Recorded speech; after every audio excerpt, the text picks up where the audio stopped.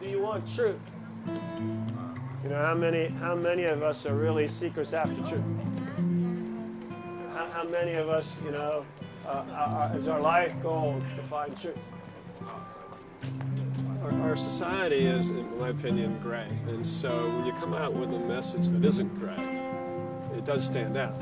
You know, it's not like we live in a black and white society. So then I'll ask them, I'll say, all right, well, if you're a good person, have you sinned in the past? Have you done wrong in the past? And they'll generally say yes. They'll say, well, do you think you might do wrong in the future? Oh, yeah, well, I'm sure I will. Well, then, what makes you think that you are good? You see, when I was young, tolerant meant you disagree, but you don't beat the other guy up. That's what tolerant meant. Today, tolerance means everybody's right. You can't say that somebody else is wrong. And so when somebody like me comes out and says, no, this is wrong, and this is right, it is, I mean, to some people, yeah, they don't like it because, number one, it goes against how we are as a culture, and number two, people don't like to be told that they're wrong, basically, and who does, right?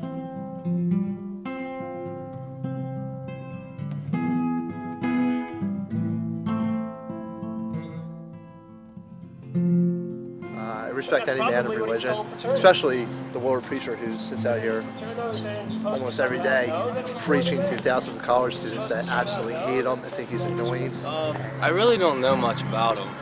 I've heard that he gives some very insightful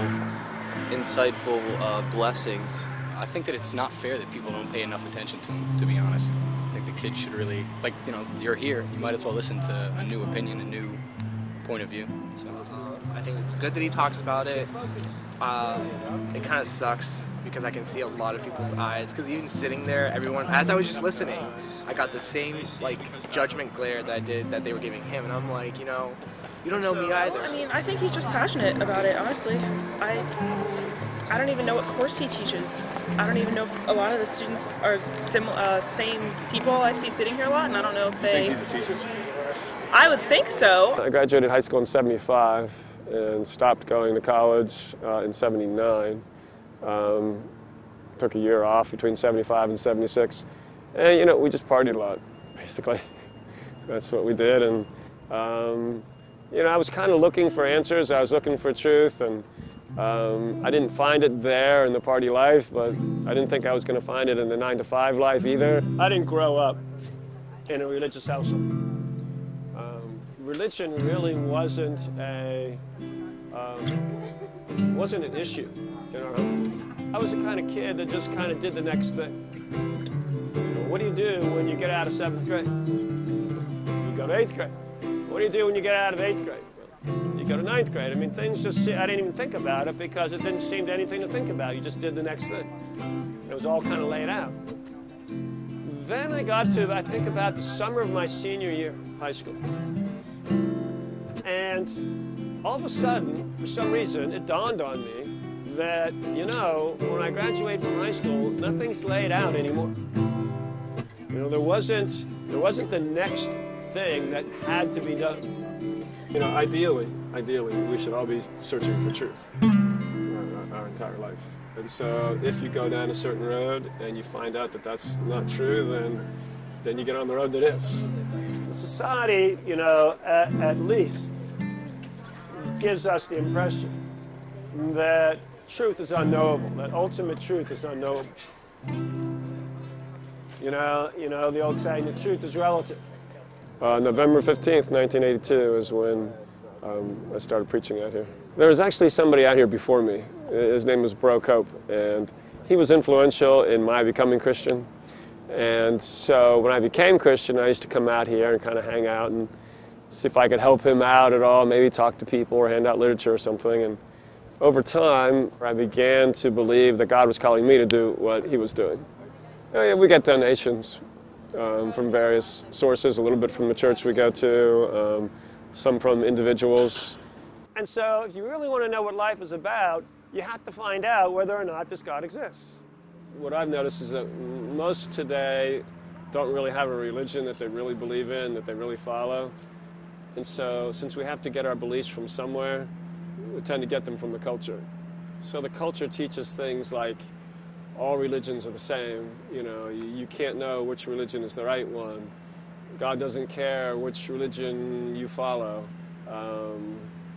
You know, having sex before marriage is okay, abortion is okay, homosexuality is okay, drunkenness is okay. A lot of these messages that the culture gives, people just adopt as they grow up in the culture. So I try to give reasons why maybe some of these, why to question some of these beliefs that are handed down to us. Premarital sex and drunkenness and abortion and homosexuality, and so for most those aren't so clear cut. Well then, and you can't really know for sure what's right and wrong on that level, then we say, well then God can't really hold us accountable on that level. So as long as you're not you know, murdering, raping, pillaging, and destroying, you're going to go to heaven. That's how the logic goes. And the logic is sound, but it's based on the idea that you can't know who God is. But, you know, how do you know you can't know who God is? Most don't care. A few really don't like what I say and really object to it. And then some get it, a few. But I think the vast majority just have their things that they're doing and they kind of walk by and don't really listen.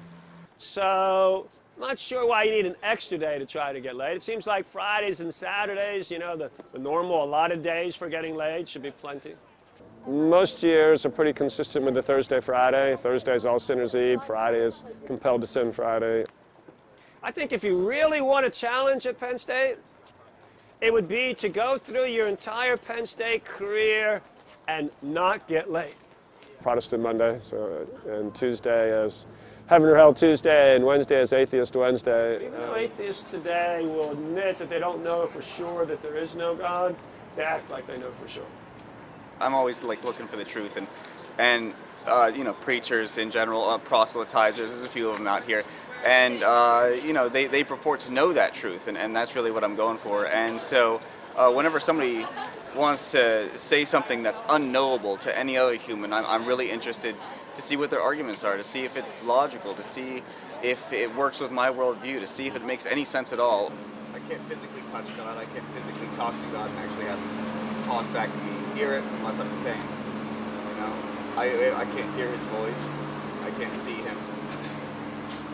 Well, the question is if there's a God, would he be capable of making himself known to us in ways that we can be sure? If you don't know whether there's a God or not, you would have to say, God, if you're there, let me know. Or God, I know you're there, but I don't know what the right religion is, so let me know. And God has ways of communicating with us. It's just that we don't believe it anymore. It's like the answer was right here in front of your eyes all the time. Because we are educated to think in a certain way, we can't come up with the answer. And the answer is that God communicates it to us. God reveals it to us. God takes the scales off of our eyes so that we can see. And we as humans have always acted as if objective morality exists. And of course, it's probably, if not always, most of the time gone back to our belief in God. But we've always believed that objective morality exists. I'm actually part of the LGBT community, so my views are a little bit different. I'm actually mostly here to see what he has to say about the LGBT community. All of the evidence, everything about sex says man and woman. Not woman and woman, not man and man, man and woman. No, but don't you think Jesus can teach us in a way that we can understand? Thanks. Wait. I would hope so. But do we believe the apostles? Do you believe that Abraham Lincoln was president? Yeah. Do you believe that he presided over a civil war? Do you believe that he was shot by John Wilkes Booth? Well, people told you that. It was passed down generations. Yeah, there's some regulars, yeah, that are out here, you know, fairly regularly, and they're usually people that start out dissenters and then end up just being, you know, kind of friends or whatever. You know, people I just hang out and talk with. Sometimes they're Christian, but most of the times they're not. Yeah. Was it much different back then? I would say it was a little little wilder back then. Oh, yeah? Not necessarily what was being done, but in what was acceptable to do, or where it was acceptable to do it. Most people refer to you as the Willard Preacher. How do you feel about that title? Been called worse, you know. I mean, I think that he has the right to free speech, and he has the right to say what he wants to say. After all, this is America. But I think that it's self-contradictory to the religion, and I think that it's outright rude. I actually talked to him a few times because I'm in United Students Against Sweatshops, and he was actually against what we were doing, and he's really smart. He has a lot of strong opinions. Again, I might not agree with them, but he definitely has the right to do it. You know, just from listening for about like 5-10 minutes, you know, he's given me a new perspective. When we say Jesus is God, and every other religion says he's not, well, he either is or he isn't. If he is, every other religion is wrong about who God is, and that's something pretty big. That's not just a minor disagreement, right?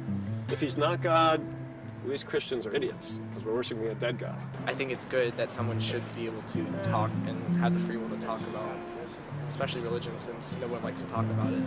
I think really what's most important is for people to listen and to decide whether they like it or dislike it.